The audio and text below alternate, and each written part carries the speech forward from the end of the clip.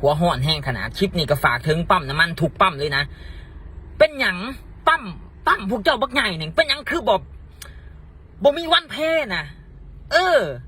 เพื่อความสะดวกความสบายให้กับลูกค้านะคือเมื่อกี้นี่ข่อยไปกดเงินมาบัดนี้กดเงินแต่ว่าตู้มันกดบ่ได้ก็เลยแบบบ่มีเงินสดมาเนี่ยรถน้ำมันสิเบิดนี่นะก็เลยเขาไปใส่น้ำมันอยู่ในปั๊มใส่น้ำมันปุบมากกับว่าขอสแกนจ่ายขอโทษด้วยอ้ายปั๊มเฮาบ่มีวันเพนะข่อยก็เลยแบบเอ้าปั๊มบักใหญ่บ่ว่ามีวันเพนะมาเนี่ยก็เลยแบบไปถามพนักงานว่าเจ้ามีบัญชีบ่มีนะบ่มีเลาะถามพนักงานทุกคนบ่มีใครมีบัญชีธนาคารก็เลยถามว่า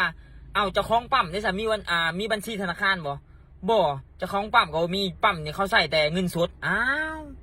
เจ้าบ่ฮู้นะว่าความสะดวกความสบายยุคนี่มันเป็นยุคได้แล้วเขาบ่จะไปต้องถือเงินสดพอเหตุกับเหตุสาวันเพมันปิดแป๊ะเส้นในห้างนั้นมันบ่ตายดอกอันนี้ชั่วโมงแบบเดี๋ยวข่อยออกไปกดเงินให้เดี๋ยวบ่ได้อ้ายเจ้าต้องเอาโทรศัพท์จำไว้อ้าวข่อยก็เลยว่าข่อยไปซื้อบัตรมาข่อยจะต้องเอาโทรศัพท์ไปเพื่อไปกดเงินบ่ได้อีกสิปดคำจำบัดอ้าวแม่มึงใส่น้ำมัน4-5 แสนสิเอาคำไปจำมันก็โพดเกินไปที่บ่ดีแต่แบบคนหูจักหลายเนี่ยคนขี่มากข่อยกันเบรกหนาไปมีบัญชีบ่ขอโอนแ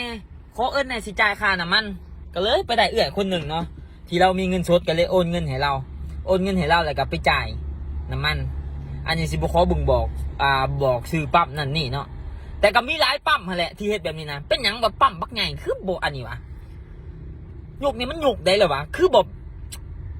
มันบ่ยากเลยนะเพียงแต่เอาวันเพย์มาติดสินี่นะเงินเขาบัญชีกับเขาพวกเจ้าเองนะมันไหลยากปานนั้นบ่วะ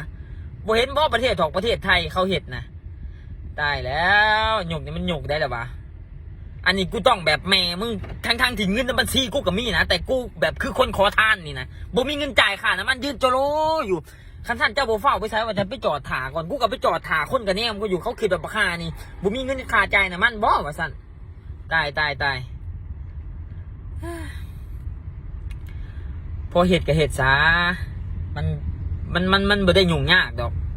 ฝากถึงปั๊มน้ำมันทีบ่ทันมีวันเพเนาะอันนี้บริดาได้เพียงแต่แบบ